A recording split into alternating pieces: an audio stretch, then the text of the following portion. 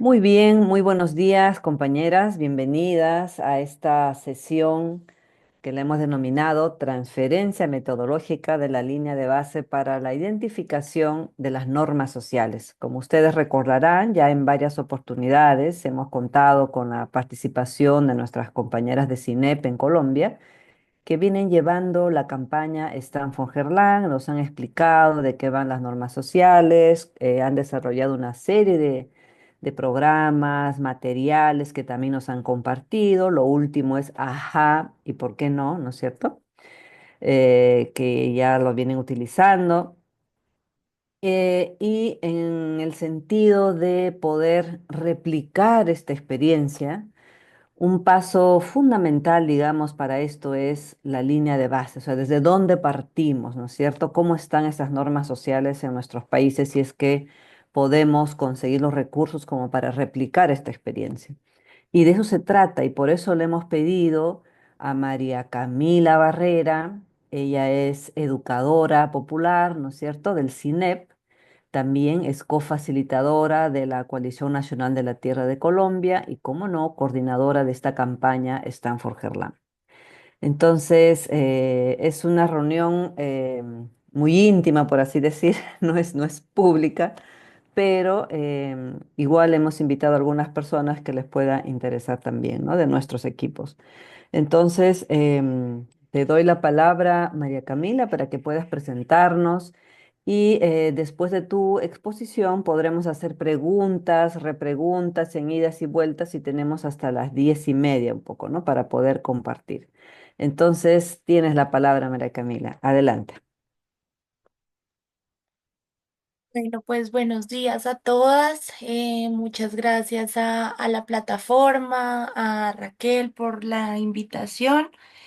Em, para nosotras siempre es bien interesante como estas conversaciones, no solo porque podemos como tener la posibilidad de compartir los aprendizajes que hemos ido alcanzando a lo largo de esta campaña.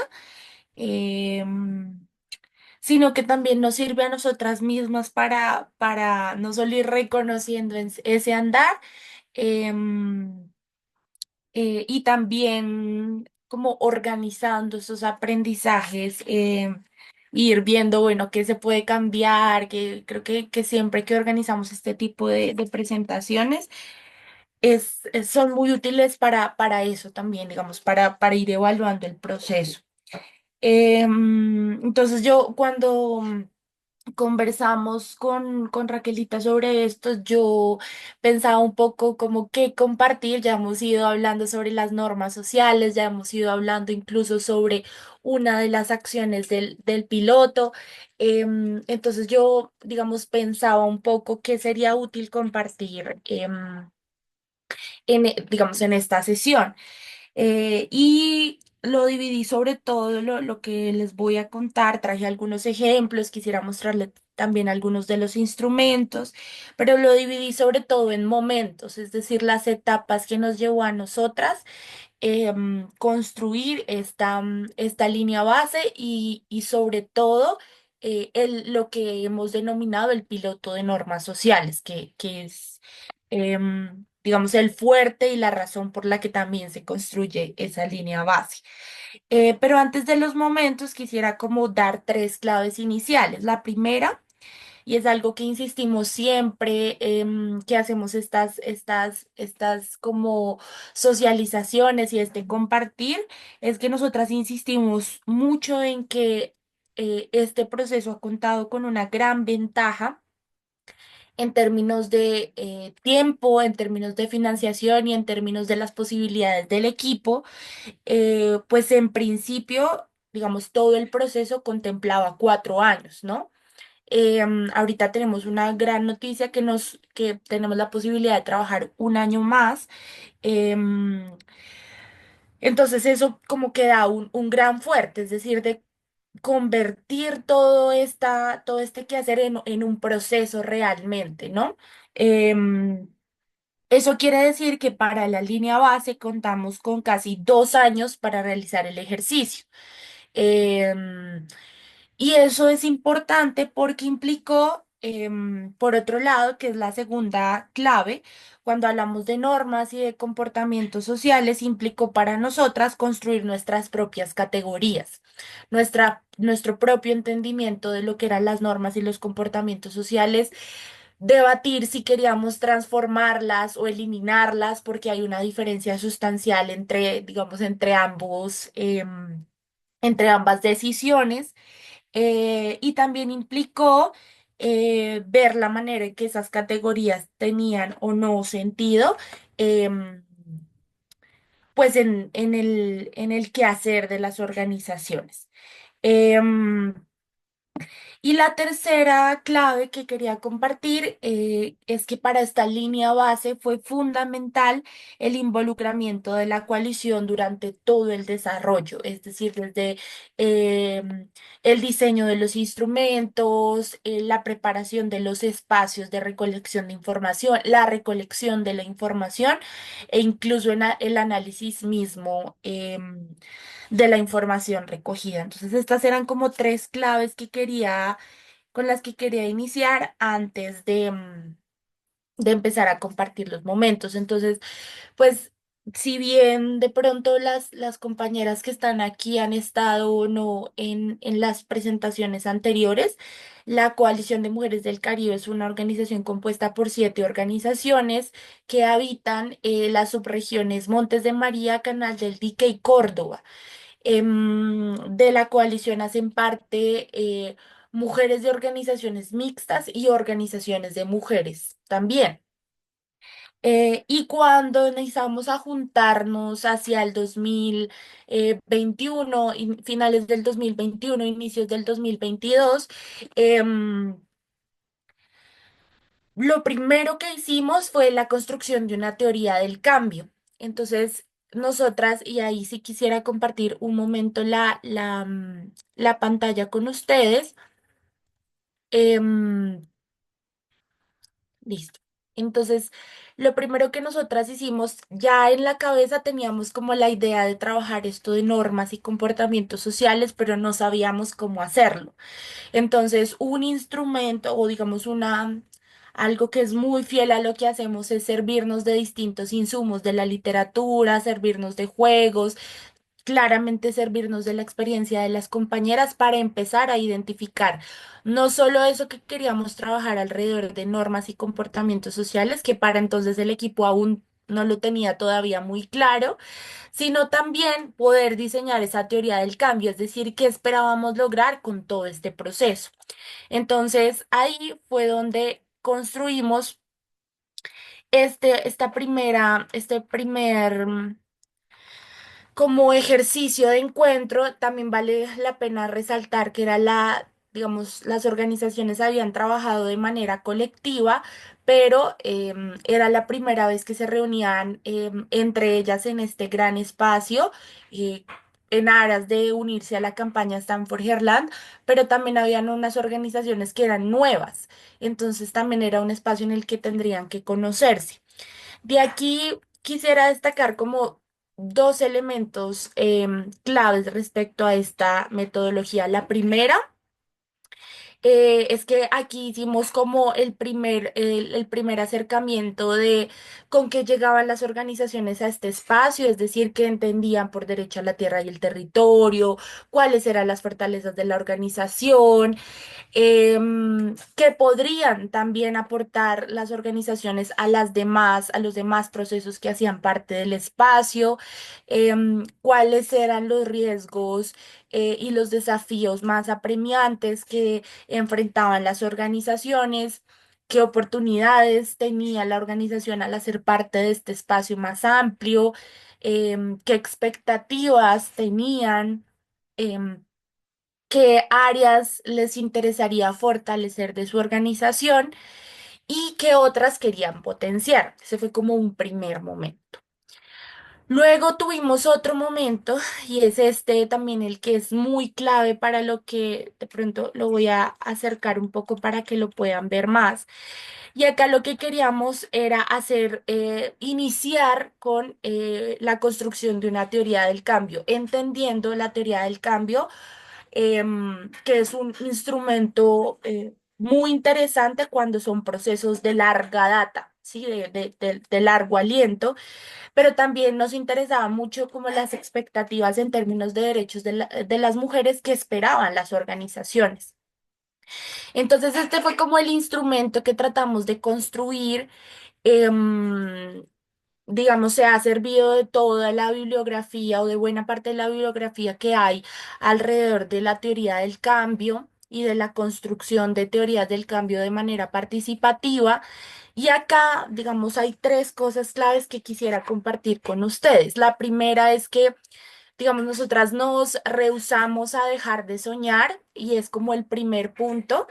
Las mujeres de la coalición en el primer momento diseñaron ese sueño, entendiendo el sueño no como algo que no se pudiese alcanzar, pero sí reconociendo que una cosa era nuestro sueño y otra las posibilidades del proceso, es decir, cuál es la relación entre ese gran sueño que tienen las mujeres de la coalición y lo que podría aportar. Este proceso de la campaña Stanford-Herland a ese sueño.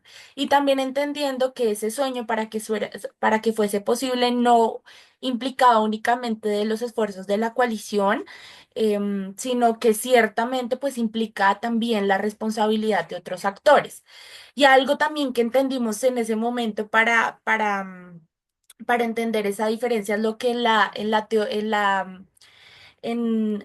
teoría, valga la redundancia, de la teoría del cambio, llaman la brecha de atribución, es decir, la distancia que hay entre el sueño que se plantea de manera colectiva y lo que realmente se puede alcanzar a través de un proyecto, de un proceso, de un programa. Bueno, entonces eso como que lo compartimos de manera colectiva. Y también atendiendo a que había muchas expectativas que no necesariamente con un solo proceso se pueden cumplir. Y luego de acá de este instrumento, me parece clave destacar como tres elementos. Por un lado, cuál sería el objetivo de la coalición? Es decir, qué lográbamos, qué esperábamos lograr a 4 años, qué cambios era necesario lograr desarrollar para alcanzar ese objetivo, en quiénes esperábamos esos cambios, y esto es clave para lo que les voy a compartir respecto de la línea base, porque aquí empezamos a involucrar actores y empezó a tomar fuerza un mensaje de la coalición que dice que para transformar las condiciones de vida de las mujeres no podríamos involucrar en una campaña solo a las mujeres, deberíamos responsabilizar a otros actores. Em, y el último punto es, listo, tenemos los cambios y tenemos los actores sobre los cuales queremos generar esos cambios, pero ¿cómo los vamos a lograr? Es decir, ¿qué mensajes vamos a mover? ¿A través de qué estrategias o a través de qué productos? Y eso fue clave porque desde el principio empezaron a aparecer los hombres y empezaron a aparecer las y los funcionarios públicos del sector tierras.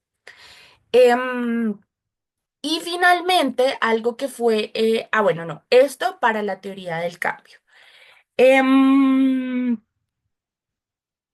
Listo, después de esto, nosotras pasamos ya teníamos como la teoría del cambio, también la traje aquí para mostrarla muy brevemente, porque además haciendo este ejercicio nos dimos cuenta que hemos logrado muchas de las cosas que nos hemos propuesto. Entonces acá ustedes pueden ver lo mismo que teníamos como en el flyer, en el póster anterior, los pasos y la manera en que la coalición pues los construyó. Entonces acá tenemos nuestro sueño, acá está lo que les explicaba de la brecha de atribución, em, acá tenemos nuestros objetivos y acá tenemos, digamos, algo clave que también por eso lo traía y es cosas que ya hemos ido logrando, porque también traía eso de lo interesante que también es planear en colectivo. Entonces, em, bueno, estos son como cosas muy específicas, pero ellas decían definir un comité de coordinación, trabajo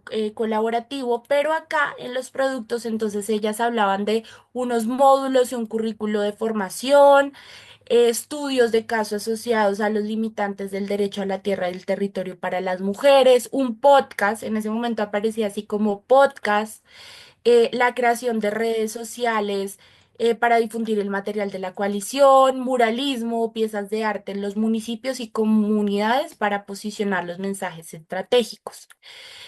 Después de hacer como esta primera planeación ya teníamos como nuestro horizonte, pero luego dijimos, listo, ahora hay que entrar de lleno al tema de normas y comportamientos sociales.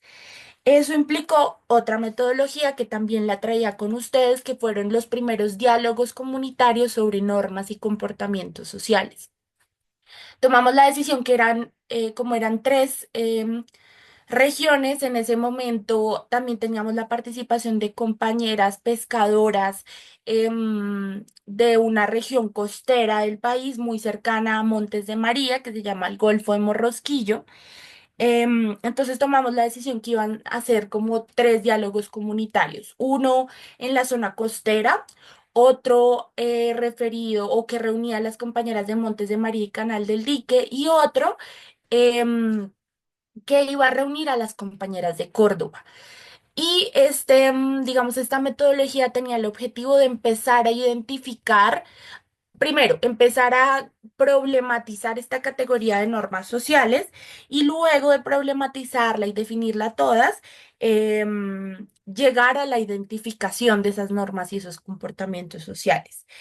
Digo problematizar la categoría antes de mostrarles la metodología porque la categoría normas y comportamientos sociales tiene una tradición muy fuerte, digamos, del norte global, em, sino de Estados Unidos, en la que hay una crítica muy fuerte como a la cultura. Pero entiéndase la cultura, y es la problematización nosotras también que hacíamos, de como señalar que las violencias contra las mujeres son sobre todo un problema cultural ubicado en nuestras comunidades propias, o sea, en el campesinado, en los pueblos indígenas y en los pueblos afrodescendientes. Y eso era muy problemático para nosotras porque pues nosotros reconocemos que hay un problema estructural, es decir, reconocemos el entronque patriarcal, es decir, hay unos machismos, un patriarcado que está arraigado también en nuestras culturas ancestrales, que se sostiene a través de la transmisión de la cultura y que hay que cuestionarlo, pero que eso se ve mutado, reconfigurado, transformado a través de la colonización, de la neoliberalización de nuestros territorios, de nuestras economías y también pues la llegada claramente del capitalismo y de los colonizadores a nuestros territorios. Entonces, para nosotras esto fue guía porque decíamos, sí, hay normas y comportamientos sociales como arraigadas en nuestras comunidades, pero eso no se puede desligar del problema estructural que nos aqueja, que son los distintos sistemas de opresión. Entonces, poníamos también un ejemplo, esto como en muchas discusiones con las compañeras, antes de hacer la metodología con las compañeras y entre el equipo de CINEP. Entonces, poníamos un ejemplo. Con la llegada de la agroindustria, con la llegada de la minería a territorios campesinos, a territorios indígenas y afrodescendientes, hay determinados comportamientos y normas sociales ya asentados, pero con la llegada de estos modelos de desarrollo, pues llegan otros actores, llegan por supuesto hombres que reconfiguran estas creencias sobre las mujeres, sobre la vida de las mujeres, sobre los cuerpos de las mujeres, y es donde se ve la relación entre ambos elementos, la estructura y las prácticas propias o digamos que estaban ya presentes en el territorio. Y eso queríamos verlo con las compañeras para ver qué tan cierto era que, como que podríamos encontrar allí. Y ahí fue donde diseñamos nuestra segunda metodología que, digamos, como lo mencionaba, está referida a los diálogos y a los diálogos comunitarios en estas tres regiones. Entonces voy a compartirles pantalla para mostrarles también algunos elementos eh, claves. Listo. Entonces, bueno, además de la presentación y todo esto, aquí teníamos como un elemento clave y es que queríamos no ingresar a este tema a través de lo teórico, sino a través de la experiencia, lo experiencial. Y entonces retomamos un texto de una feminista que se llama Chimamanda Ngozi Adichie, que es Todas deberíamos ser feministas. Y allí escogimos un fragmento clave asociado justamente a la cultura y a la posibilidad de transformar la cultura. Yo solo quisiera como leerles dos partes de por qué esto es clave también porque esta idea de las normas y los comportamientos sociales también puede llevarnos al pesimismo, es decir, esto no se puede cambiar. Y lo que nosotras queríamos como empezar a mover dentro de la coalición es que puede ser muy difícil, pero también puede ser posible hacerlo y hay que buscar las estrategias a través de las cuales lograrlo. Entonces, una parte de ese fragmento dice, ¿por qué tienes que hablar como mujer? ¿Por qué no hablas como ser humano? Este tipo de pregunta es una forma de silenciar las experiencias concretas de una persona. Por supuesto que soy ser humano, pero hay cosas concretas que me pasan a mí en el mundo por el hecho de ser mujer. Y aquel mismo hombre, por cierto, hablaba a menudo de su experiencia como hombre negro. Y yo tendría que haberle contestado, ¿por qué no hablas de tus experiencias como hombre o como ser humano? ¿Por qué como hombre negro? Y otra parte que nos parecía clave de este mismo fragmento dice, ¿qué sentido tiene la cultura? En última instancia, la cultura tiene como meta asegurar la preservación y la continuidad de un pueblo. En mi familia yo soy la hija que más interés tiene por la historia de quienes somos, por las tierras ancestrales y por nuestra tradición. Mis hermanos no tienen tanto interés en esas cosas y sin embargo yo estoy excluida de esas cuestiones porque la cultura Igbo privilegia a los hombres y únicamente a los miembros masculinos del clan pueden asistir a las reuniones donde se toman las decisiones importantes de la familia. La cultura no hace a la gente hace a la cultura. Entonces, con esta frase, es más largo el fragmento, pero decidimos iniciar esta discusión y presentamos como esta imagen donde pudiésemos, la categoría normas y comportamientos sociales puede ser muy densa, entonces buscamos una categoría que nos permitiera ubicar esas limitaciones que sufrían las mujeres para acceder al derecho a la tierra y el territorio. Y encontramos no solo pues la palabra limitaciones, sino que también encontramos la palabra mitos. Y fue una palabra que como que tuvo mucha recepción porque pudo ubicar muchos de esas barreras que las mujeres enfrentan en términos culturales y en términos prácticos para acceder a la tierra. Entonces nosotras ubicamos este circulito estos circulitos y les planteamos como tres preguntas a las compañeras. Los límites, ¿qué límites les han impuesto por el hecho de ser mujeres en el primer círculo? Las rupturas que han logrado hacer a esos límites, cómo las han hecho, si han encontrado aliadas o aliadas en ese proceso, pero también si han sufrido castigos o sanciones por romper esos límites, que es algo clave en este tema de normas y comportamientos sociales. Y en el otro es como qué anhelos o qué límites quieren seguir rompiendo. Luego pasamos a un tema de ya identificar más a fondo esta relación entre la estructura y esos mitos. Entonces, ubicamos, que acá no me aparece, ubicamos un árbol de problemas. Entonces, pues esta es una metodología muy usada, pero después de tener el árbol de problemas, dijimos, ahora encontremos en ese árbol donde hay mitos, donde hay situaciones, donde se presenten esos límites.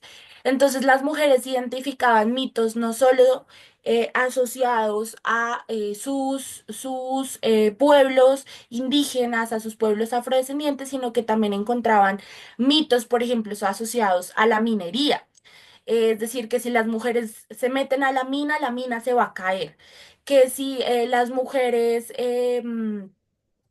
habían otros de mitos y leyendas. Entonces, muchas mujeres señalaban que hay un mito acá en Colombia del caimán, que era para que las mujeres no circularan en los territorios, porque saldría un hombre a violarlas, ¿no? Entonces, aquí empezaron como a establecer esa relación entre los mitos, las sanciones y la posibilidad de circular y acceder a los territorios.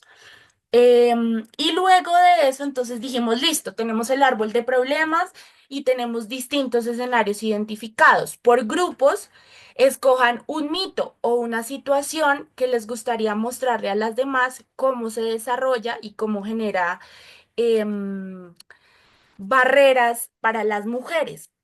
Y entonces eso fue muy enriquecedor porque entonces, como les decía, teníamos mujeres, que es también una gran riqueza de la coalición. Hay mujeres campesinas, hay mujeres indígenas, hay mujeres afrocampesinas y afrodescendientes.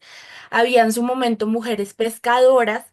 Entonces eso dio, digamos, una amplia gama de situaciones y una amplia gama de identificación de situaciones. Entonces había situaciones en las que perdón. Había situaciones en que identificaban, por ejemplo, que quienes ejercían la norma eran funcionarios y funcionarias públicas.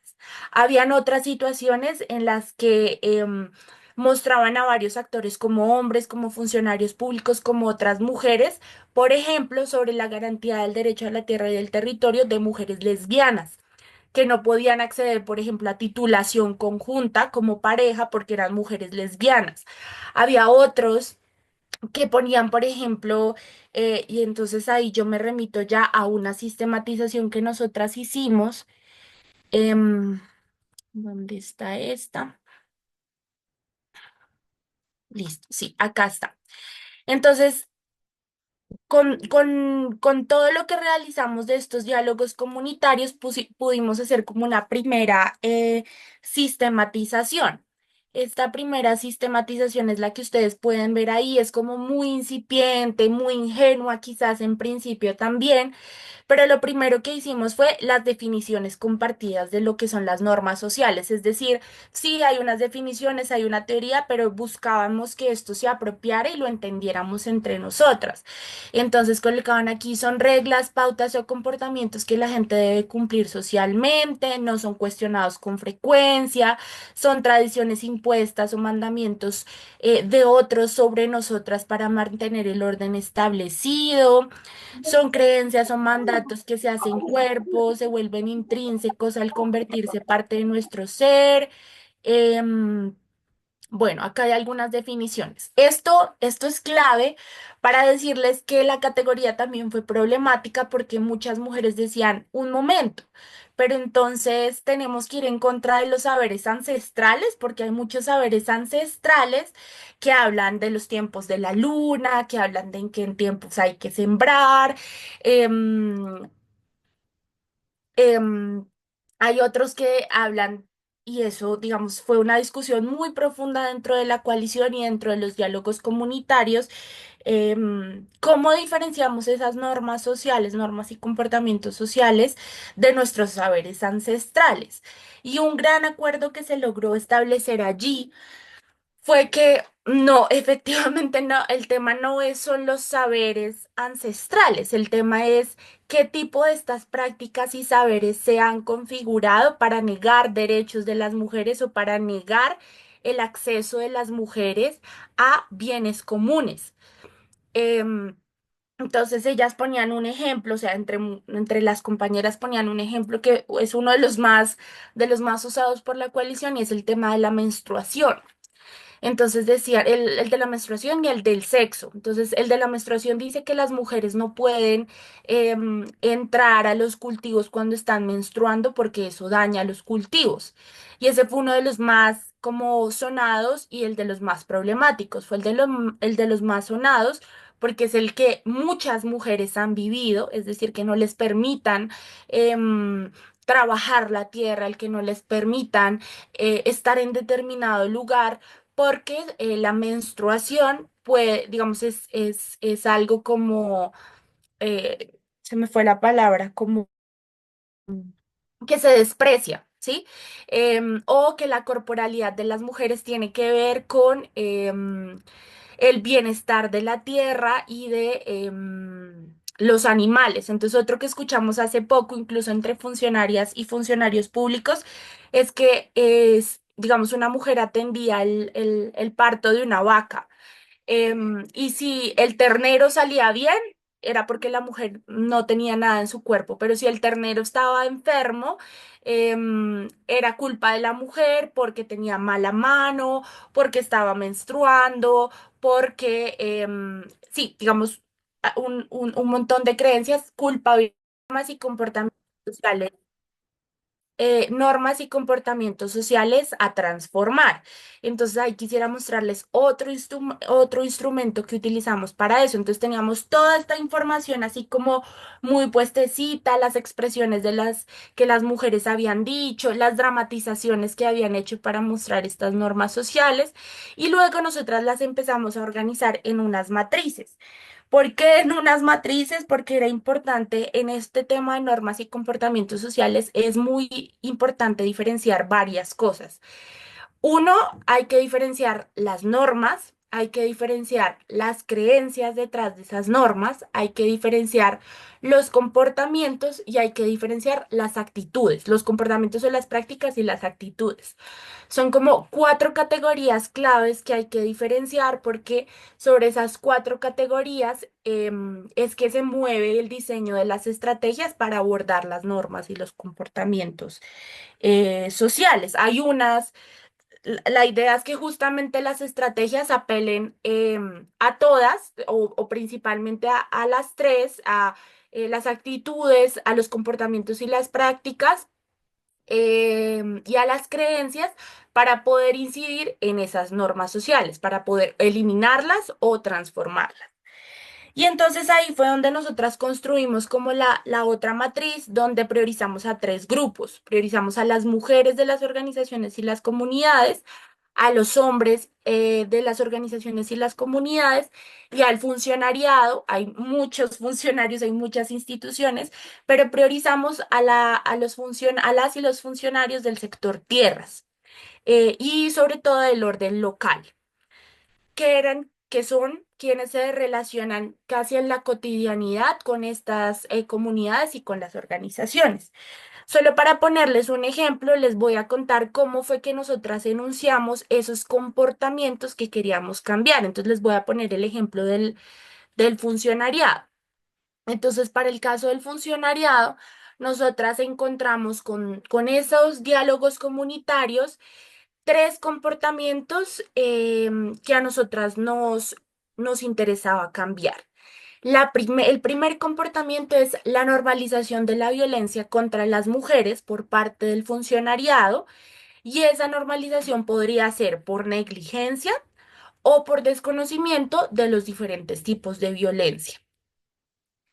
El segundo comportamiento que nos interesaba cambiar era la negación a las mujeres de su derecho a la tierra debido a su identidad, a su cuerpo o a características físicas, como las que mencionaba ahorita. Y la tercera está referida a la negación o a la disminución de la autonomía de las mujeres, identificando como bajo el supuesto que requieren autonomía, pues no tienen el conocimiento o las capacidades para entender los temas referidos a este derecho.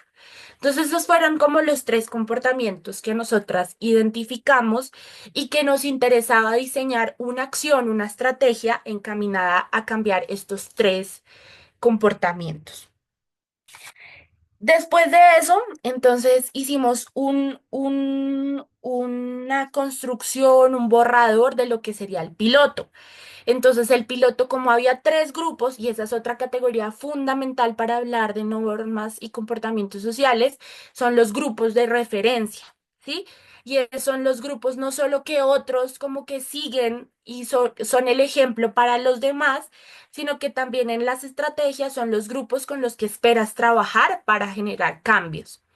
Entonces, nosotras ya teníamos nuestro grupo de referencia, mujeres, hombres y funcionariado. Entonces íbamos a diseñar nuestro piloto para atender a sus comportamientos. Ya les puse solo el caso de los funcionarios. Para las compañeras era, por ejemplo, que las mujeres tenían debilidades o carecían de autoestima que les permitiera reconocer los saberes que ya tenían y poderlos comunicar de manera como amplia. Y otro también era, digamos que las mujeres podían tener esos saberes, pero era necesario potenciar las capacidades discursivas para transmitirlos. Y en el caso de los hombres era, digamos, la hipersexualización y ay, ahora no me acuerdo cómo lo enunciamos, como el ejercicio de la masculinidad negativa a través de la violencia, como para demostrar la autoridad. Entonces, estos eran como los tres grupos, diseñamos nuestro piloto, ya hemos mencionado algunas de las acciones, para las mujeres es la escuela tejiendo saberes, defendiendo autonomías, para el caso de los hombres, la acción es nuestra estrategia, ajá, y por qué no hombres comprometidos con la equidad de género, y para el caso de los funcionarios es un seminario de formación llamado ajá, y por qué no, funcionariado comprometido con los derechos de las mujeres. Y después de eso, digamos que teníamos ya toda esta información, todo este piloto robusto, y lo que nos interesaba era, digamos, empezar a implementar. Y entonces allí también surgió la necesidad de tener un respaldo adicional y es que pues se necesitaba, además de, ya habíamos iniciado como con un ejercicio muy fuerte con los diálogos comunitarios sobre las normas sociales, sobre las creencias, pero habíamos trabajado mucho con mujeres y no habíamos identificado tanto estas creencias, estas actitudes por parte de los hombres y del funcionariado. Entonces ahí es donde surge también la fuerza de esta línea base, que yo lo colocaba aquí como una nota para mí y que lo hablamos en su momento con quienes coordinan la campaña, que es la Andesa, y es que no teníamos como muchas expectativas frente a la línea base, es decir, la mirábamos con algo de desconfianza, quizás puede ser la palabra, es decir, en qué contribuye esa línea base a lo que ya hemos venido avanzando. Entonces, en la línea base implicaba pues todo un conjunto. La línea base es como para determinar en qué estado está lo que estamos tratando de cambiar. Entonces implica información cualitativa, implica información cuantitativa, y también implica la mirada desde varios actores, es decir, no únicamente desde las mujeres, que era lo que nosotras veníamos trabajando. Teníamos una mirada muy potente de lo que pensaban y sentían las mujeres, que es como un elemento muy grande, pero también teníamos que ver qué pensaban los hombres y las mujeres y el funcionariado. Entonces allí fue donde también contamos con el apoyo de, se hizo una convocatoria para contactar a dos empresas que nos pudieran como apoyar en esto, a dos consultoras, empresas consultoras. Y era muy importante que estas empresas consultoras también entendieran todo esto que yo ya les he venido contando. Y para el desarrollo de la línea base, ya les conté pues también las regiones donde trabajamos. Por eso era importante establecer en primer lugar un muestreo espacial y un muestreo poblacional. Es decir, un muestreo espacial es que teníamos que tomar un lugar de cada región para poder tener por lo menos una mirada reducida, pero una mirada de cada una de estas regiones. Entonces tomamos un municipio de Montes de María de zona Bolívar, un municipio de Canal del Dique, un municipio de Montes de María, zona Sucre y un municipio de Córdoba. Entonces, 4 lugares decidimos. También decidimos un muestreo poblacional y ahí es donde es clave también el rol de las organizaciones y de las líderes, porque fueron ellas quienes nos como acercaron a ese listado y a decir, a estas personas hay que entrevistar, a estos funcionarios hay que tenerlos en cuenta. Este es el mejor lugar para hacer ese muestreo por temas de seguridad, por temas de protección. Por temas de que es clave el trabajo que estamos haciendo aquí como organización y porque también es mucho más sencillo llegar a la información. Entonces, esos son como 4 criterios que nosotras, que ese fue nuestro caso, pero también es como la invitación para este tipo de ejercicios, que es clave. O sea, no hay que pensar que las líneas bases, que la recolección de datos es un asunto que no tiene intención, que no es político. Para nosotras sí era político, por eso el muestreo tuvo estos criterios. Luego se hizo la construcción de instrumentos, entonces como aquí es fundamental mencionar que para ese diseño de instrumentos, nosotras tuvimos que basarnos en esa información que habíamos recogido en los diálogos comunitarios. Hay muchas líneas base que diseñan los instrumentos sin tener necesariamente conocimiento de lo que ya han trabajado las organizaciones y del territorio.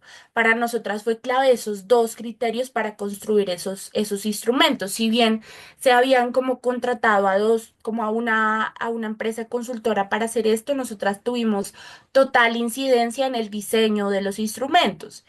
Em, y pues así fue como se diseñaron 3 instrumentos. Las encuestas, que son encuestas tal cual ustedes las como hemos conocido de 1, 2, 3, sí, no, de acuerdo, desacuerdo. Entonces esto implicó también una negociación muy importante con la empresa que estaba haciendo la consultoría, porque necesitábamos, por un lado, información que sirviera para retroalimentar el piloto de normas sociales, pero también pues información que no fuese a generar riesgos mayores para las mujeres al preguntar, hacer esas preguntas, al indagar por esta información, pero también que no hiciera sentir incómodas a las personas, es decir, que fueran tan complejas las preguntas que las personas no las pudiesen responder. Nosotras nos interesaba es que la información fuese tan sencilla que nos aproximara de verdad a esas actitudes, a esos pensamientos y a esas prácticas que tenían las personas. Entonces, tenemos el primer instrumento, las encuestas que se realizaron, ahorita no tengo, creo que fueron a 260 personas, creo que más, pero ahorita les digo el dato exacto. Hicimos grupos focales solo con hombres y grupos focales solo con mujeres y hicimos entrevistas semiestructuradas a funcionariado del sector tierras. Pero por solicitud de nuestras compañeras también hicimos entrevistas semiestructuradas a otros funcionarios que tuviesen que ver em, sobre todo con la atención de violencias. Entonces aquí tenemos a la fiscalía, comisarías de familia, a jueces, sí, eso como por nombrar algunos. Y pues vale la pena mencionar que los 3 instrumentos se aplicaron en los 4 lugares que se habían escogido para el muestreo, es decir, se hicieron varias entrevistas que sumaran el total. Ya ahorita les digo el número para no salirme de acá. De una vez les boto el dato de cuántas entrevistas se, se hicieron.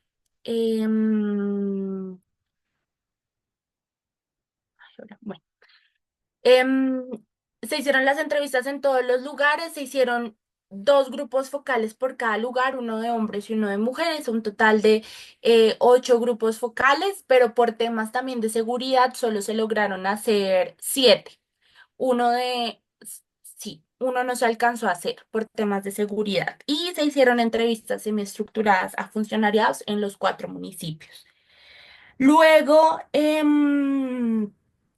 fue muy interesante porque duramos mucho en la validación de los instrumentos, se tuvieron que discutir mucho, que las preguntas, como lo mencionaba, fueran claras, apuntaran a lo que necesitábamos y pues también vale la pena como contarles a ustedes que se priorizaron como algunos temas para contemplar en los 3 instrumentos.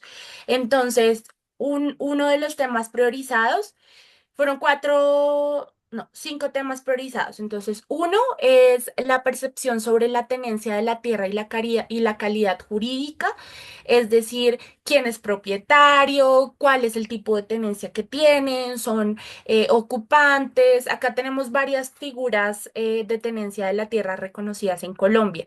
Entonces, son arrendatarios, son propietarios, son tenedores, entonces como identificar el tipo de relación que se tiene con la tierra y como cuál es la calidad jurídica de la tenencia de la tierra de las mujeres particularmente. Hay otro, bueno, y creo que vale la pena destacar allí que también nosotros tenemos un tipo de tenencia que es la propiedad colectiva, que aplica para pueblos indígenas y para pueblos afrodescendientes. La mayoría de las entrevistas que se hicieron y de los grupos focales son de personas que no habitan necesariamente territorios colectivos. La mayoría, ¿no? Algunos sí, sí los habitaban. Luego entonces tenemos el segundo tema y ya voy a ir cerrando. Quisiera compartirles algunas cosas y ya para ir cerrando las normas sociales y los cambios de comportamiento, particularmente allí dentro de este tema, el conocimiento de los derechos de las mujeres dentro de estas organizaciones, el papel de las mujeres dentro de las organizaciones y la comunidad y los obstáculos para una participación efectiva. Luego tenemos un tema que es clave para nosotras, que es la relación entre el derecho a la tierra y el territorio y una vida libre de violencias. Y ahí entonces queríamos indagar si para la gente era tan evidente esta relación o si definitivamente no. Entonces hablamos sobre si hay justificaciones para la violencia, si hay percepciones, las distintas percepciones respecto a seguridad e inseguridad de hombres y mujeres, la violencia asociada a la participación, la violencia asociada a la tenencia de la tierra y el conocimiento de las rutas frente a casos de violencia o frente a la prevención de la violencia. Y el último punto estaba referido a un tema que nos interesaba mucho, que es el de masculinidades. Entonces nos interesaba mucho entender qué percepciones había alrededor de la masculinidad, particularmente de los hombres, porque era el piloto, a eso iba a atender el piloto de los hombres. Em, me faltaba uno, sí, el conocimiento sobre los derechos de las mujeres y la normatividad. Este estaba sobre todo muy referido al funcionariado, porque entonces aquí hay un imaginario y es algo que quisiera también compartir con ustedes, es que, no, el funcionariado de tierras debe tener conocimiento sobre tierras. No, el funcionariado sobre violencias, sobre derechos de las mujeres, como si hubiera solo una institución que debiese garantizar los derechos de las mujeres y no el Estado en su conjunto. Debe entonces entender cuál es la normatividad de derechos de las mujeres. Y eso es algo que nosotras buscábamos romper, ¿no? Es decir, el funcionariado del sector tierras tiene que estar enterado de la normativa que, que, ay Dios mío, se me están yendo las palabras, que protege los derechos de las mujeres. Porque es que el Estado en su totalidad, o sea, somos el 50% de la población y somos el 50% de la ciudadanía. Por tanto, no es que digamos, no es un favor que conozcan la normativa de los derechos de las mujeres, es su obligación dentro de la función pública. Entonces, esto era clave para nosotras. Y después, entonces ya quisiera como contarles qué fue lo que pasó para recoger la información y fue otro elemento clave y es que nosotras decidimos involucrar a las organizaciones en la recolección de la información, particularmente a las juventudes. ¿Porque a las juventudes? Por un lado, porque fue una demanda de nuestras compañeras en las organizaciones, es decir, esta puede ser una estrategia a través de la cual las y los jóvenes se permeen de este tema. En segundo lugar, es una estrategia también porque como era una empresa, de generar por poco tiempo, pero empleo de alguna manera en estas y en estos jóvenes. Em, y en tercer lugar, por los mismos criterios que les mencioné de seguridad y de legitimidad. Si eran jóvenes de la comunidad, garantizaba que pues pudieran circular en el territorio, que no hubiera perspicacia de actores, de distintos actores en los territorios, incluyendo actores armados. Esto igual generaba una desventaja y es que había posibilidad que muchas personas no respondieran o más bien que respondieran lo políticamente correcto en las encuestas, porque eran gente que conocían, los jóvenes y las jóvenes los conocían. Entonces ahí también fue clave los grupos focales, porque los grupos focales no los hacían los jóvenes, los hacían dos consultoras de, pues, de la organización contratada. Eso fue muy importante porque nos permitió contrastar la información de las encuestas y la información de los grupos focales. Y efectivamente la información en algunos casos se contradice. ¿Por qué se contradice? Porque, por ejemplo, acá los hombres dicen, no, sí, no hay justificación para la violencia en las encuestas, no, no hay justificación, nada justifica la violencia, pero en los grupos focales decían, pero si mi mujer, así tal cual, ¿no? Pero si mi mujer deja quemar la comida, yo sí me puedo molestar y sí me puede dar como razones para, por lo menos para gritarla, ¿sí? O en otros casos, y ahí también les traía un ejemplo, solo algunos ejemplos para ponerles, había algunas entrevistas, algunas encuestas decían, no, sí, los derechos de las mujeres, abogamos por los derechos de las mujeres, y luego podíamos ver algunas expresiones de las y los funcionarios en las entrevistas que hablaban sobre la violencia de las mujeres. Entonces les voy a poner algunos ejemplos porque a nosotras nos conflictuaron mucho, pero también es la justificación de por qué hay que seguir trabajando en esto y, por ejemplo, con funcionarios. Entonces, por ejemplo, acá hay una creencia asociada que solo son las comunidades indígenas, afrodescendientes y campesinas las que cometen violencia, que es un imaginario muy frecuente en este país. Entonces dice, retomando la pregunta anterior, sí se maneja mucho lo cultural y más en los cabildos indígenas, donde de pronto una institucionalidad pueda incidir en sus acciones, pero no ir más allá en las decisiones de ellos porque ya es cultural y hay que respetar la cultura de ellos, pero no justificamos que porque sea cultural, que tengan sus normas, ellos pueden maltratar a una mujer. Y esa es otra creencia que hay muy fuerte en la institucionalidad.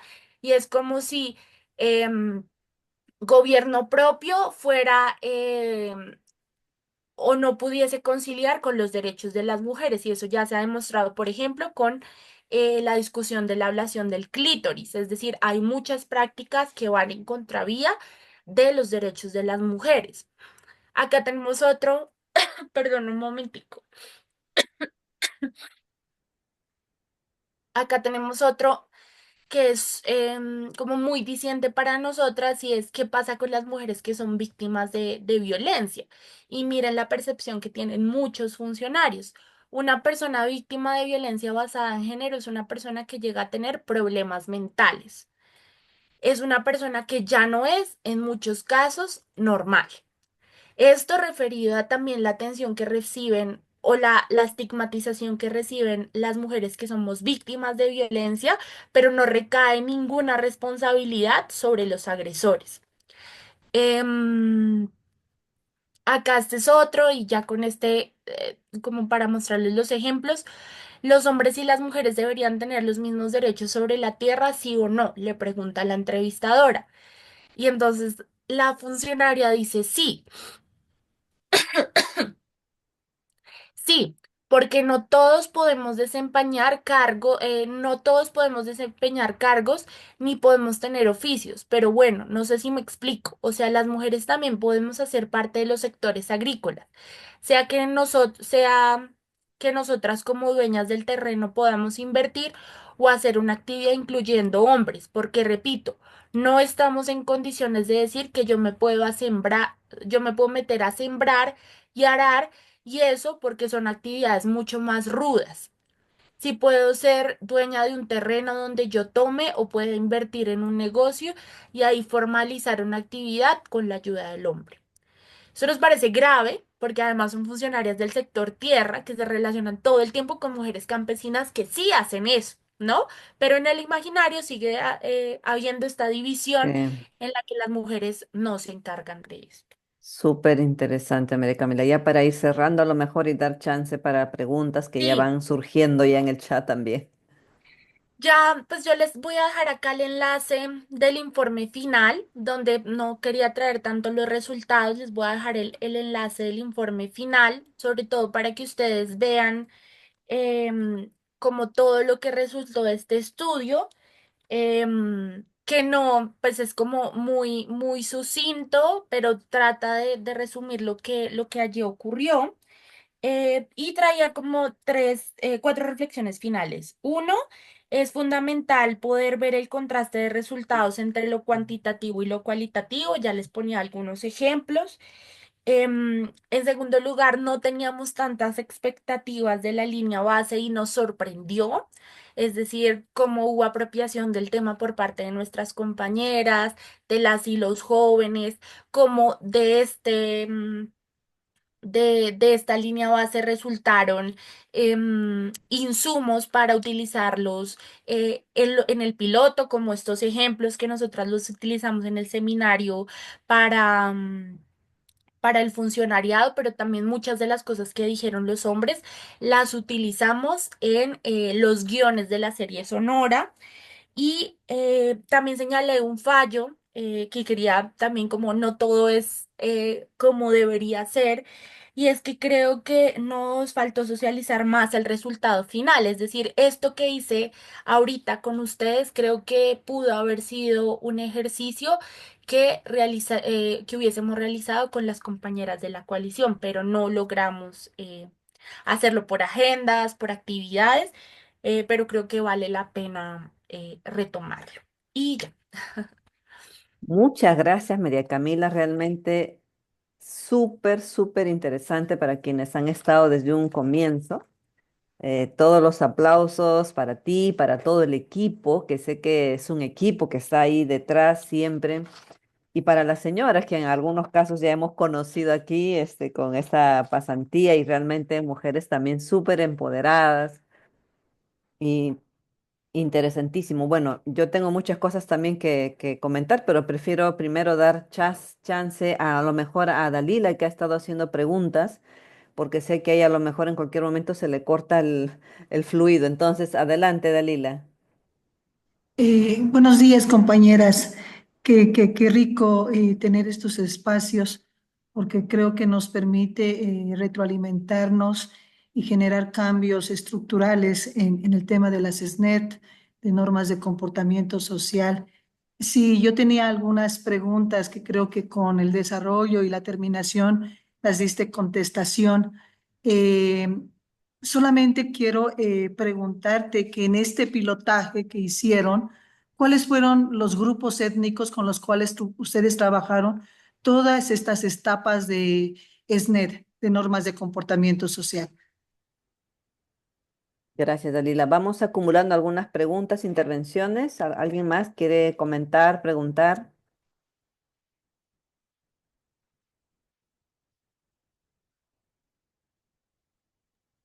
Sim, Solo también, a ver quién. Raquel, Patrícia. Ah, Patricia, adelante, por favor. Patrícia. Duas perguntas. A primeira pergunta é que quais foram os logros concretos deste processo? Digo, ao final de todo esse processo, isso se reverteu em uma titulação, em nome das mulheres. Não sei se perdi isto porque tive que sair um pouco, mas qual foi o logro, o resultado ao final deste processo? Isto seria uma das questões. E a segunda questão é de que como se deu esse processo com os diferentes, digamos, grupos de mulheres, como perguntou lá Dalila, que grupos étnicos estás trabalhando? E uma terceira pergunta que para nós outras é muito interessante, é que em, em Colômbia tem os dados desagregados como os censos demográficos, os censos agropecuários, que possa servir de apoio para a construção da linha de base, mas também para compreender algumas questões sobre a tenência de la terra. Gracias. Y súper, súper. Y bueno, yo creo que en la línea que dijo la compañera anterior, tengo la última pregunta. Estos hallazgos que ustedes obtuvieron en la sistematización, lograron ya establecer temáticas específicas como por ejemplo el tema del acceso a la tierra, el tema de la sumisión por el patriarcado. Sí sería interesante también conocer, sobre todo para ir viendo que en esta metodología, que es muy interesante que ustedes la aplicaron, permitieron estos cambios estructurales en estos tres grupos de trabajo que ustedes hicieron como grupos de referencia, que son el tema público, que es el tema de la comunidad y que es el mismo grupo poblacional. ¿Alguien más? ¿Algún comentario? Sí quería hacer una consulta Adelante. también. Bueno, se habló del funcionariado y que se identificaron tres comportamientos. Estos tres comportamientos identificados para la identificación, ¿qué instrumentos se han utilizado?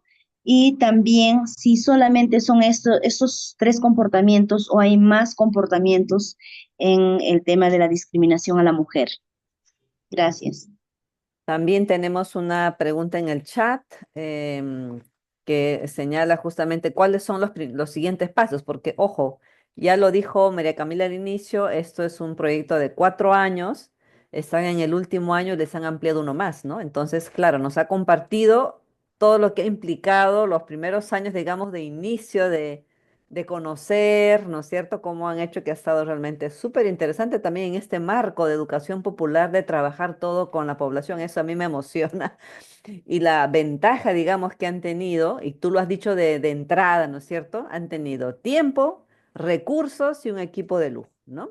Creo que son la conjunción de estas cosas que ayuda de Mentos, porque las cuestiones participativas, como sabemos, requieren mucho más tiempo, ¿no es cierto? Porque ya de entrada nomás hubieran fácilmente ustedes contratado a la empresa y ya de una vez que haga la línea de base, ¿no es cierto? Como a veces se suele ser, porque no hay mucho tiempo, muchos recursos, pero en este caso han empezado un proceso participativo muy rico, muy interesante, ¿no es cierto?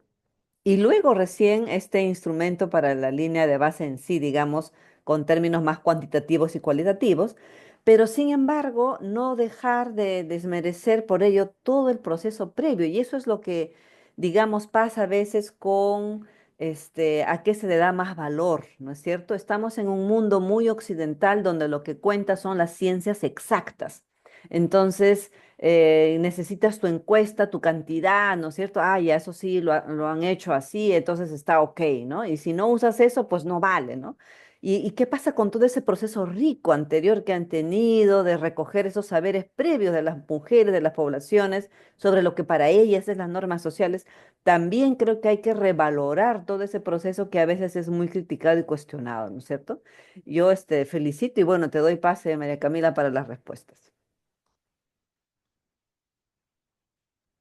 Bueno, no, pues muchas gracias. Las preguntas también me emocionan mucho porque pues sí dan cuenta como de que he logrado transmitir algunas cosas que hemos hecho en este proceso. Entonces, pues la primera, la primera y la tercera pregunta que hicieron referida a los grupos étnicos con los que trabajamos.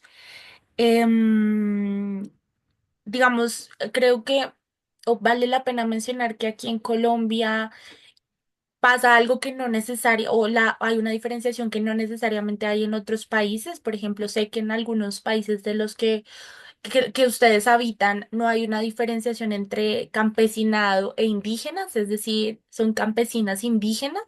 Aquí en Colombia, a través de, digamos, muchas disputas, pero incluso también de divisiones que han generado los mismos instrumentos jurídicos, hay una decisión, sino una división entre los pueblos indígenas, los pueblos afrodescendientes y el campesinado, pero parte del campesinado también se reconoce como indígena y hay muchos campesinos también que se reconocen como afro, ¿no? Entonces es como, es interesante eso porque en la coalición se ve reflejado eso. Entonces hay mujeres indígenas, particularmente trabajamos con dos pueblos indígenas, con el pueblo Zenú y con el pueblo Emberacatío. em, por parte de pueblos indígenas tenemos, digamos, trabajamos con mujeres negras y mujeres afrodescendientes, trabajamos con mujeres campesinas y trabajamos con mujeres que se reconocen como afrocampesinas, también rompiendo con esta división que se ha establecido a través de distintos instrumentos jurídicos aquí en Colombia. Los nombro todos porque efectivamente sin, como hay deudas que tenemos, por ejemplo, con el pueblo en Veracatío respecto a la traducción de mucho de este material o poder nosotras mismas comunicarnos en su lengua, pero hemos tratado de trabajar con todos estos grupos étnicos y con estos grupos poblacionales y todos se vieron involucrados en los diálogos comunitarios. También por eso la diversidad de creencias y de normas y comportamientos identificados. Em, bueno, sobre los logros concretos, eh, con esta de los logros, primero quisiera como comentarles que esto de la línea base, como les mencionaba, lo iniciamos en el 2022, los diálogos comunitarios y en la primera fase.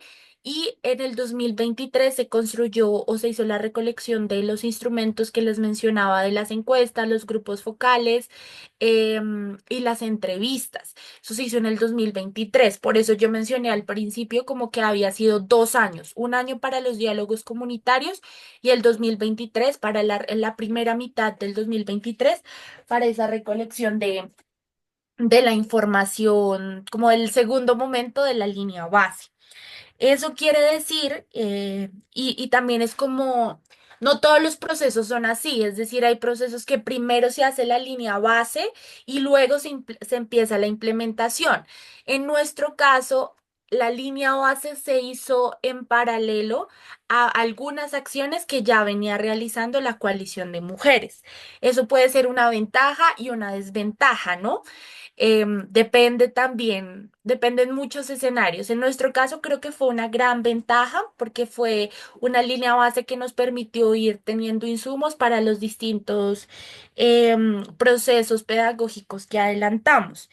Esto entonces para decirles también en términos de logros concretos y de siguientes pasos. Nuestros siguientes pasos comenzaron más o menos hace un año cuando ya empezamos a implementar el piloto de normas sociales. Entonces nosotras diseñamos el piloto que les mencioné ya terminó la primera fase, es decir, nosotras ya hicimos la primera fase de la escuela tejiendo saberes, defendiendo autonomías, de la que se graduaron 24 mujeres. Ya hicimos la primera fase de los diálogos comunitarios con hombres, la estrategia HAI, ¿por qué no hombres comprometidos con la equidad de género? Y ya hicimos la primera fase del seminario con funcionariado sobre eliminación de normas y comportamientos sociales. ¿Por qué digo primera fase? Porque viene, ya hicimos el piloto. Ahora viene digamos, cambiamos metodologías, vimos que funcionaba, que no funcionaba, y ahora viene un segundo momento. Entonces, en el caso de la escuela, el de la escuela y de los diálogos, las compañeras de nuestras organizaciones van a desarrollar sus propias escuelas y sus propios diálogos comunitarios con hombres. Y eso esperamos realizarlo ahorita, a finalizar año y principios del próximo. Entonces, en este momento nuestras compañeras están en planeación, están diseñando sus escuelas y están diseñando sus diálogos comunitarios. Todo esto con el material que ya construimos juntas. Y en el caso del seminario de funcionariado ese sí fue un reto poder convocarles, poder trabajar incluso con ellos. Y la idea es seguir, logramos hacer 3 seminarios con funcionariado y el próximo año esperamos continuar. Em, entonces, eso por un lado. Por un lado, y creo que los ubicamos como logros. Por otro lado, creo que nos dimos cuenta, también avanzamos con muchas dudas respecto a lo de normas y comportamientos sociales. Creo que también por eso nos tomó tantos años poder construir nuestra categoría, poder ver la manera en la que la entendemos. Y entonces ahí, como para señalar otro punto, es que para nosotras hay mucha bibliografía en la que las normas y los comportamientos sociales se ubican como un enfoque. Para nosotras las normas y los comportamientos no son un enfoque, son una herramienta metodológica. ¿Qué quiero decir con esto? Para nosotras el enfoque es el enfoque de derechos de las mujeres, es el enfoque feminista, es el enfoque territorial, es el enfoque, digamos, crítico, entendiendo los distintos sistemas los sistemas de opresión, capitalista, colonial y patriarcal. Y las normas sociales se convierten en una manera en la que podemos comprender en lo práctico cómo se tejen las relaciones entre esos sistemas de opresión. Y también las normas sociales nos permiten trabajar con grupos específicos estos temas a través de la educación popular. Entonces, por eso para nosotras no es un enfoque, es decir, no es lo único, no es como, no sé cómo decirlo, como la panacea, sino es una ayuda práctica para llevar muchas discusiones con otros actores, con hombres, con funcionariado, con otras mujeres dentro de las comunidades, ¿sí? Entonces creo que ese es otro gran logro, estas discusiones que hemos podido dar. Y otro logro es poder mover ciertas categorías. Entonces, por ejemplo, construir esta categoría de masculinidades no violentas. Nosotras no hablamos de nuevas masculinidades, sino de masculinidades no violentas. Y entonces ahí las invito a que se pasen también por los por el conversatorio, perdón, que tuvieron mentiras, sí, dos. Uno sobre normas sociales y otro sobre la serie que están en la página de la plataforma de Mujer Rural. Ahí los pueden encontrar.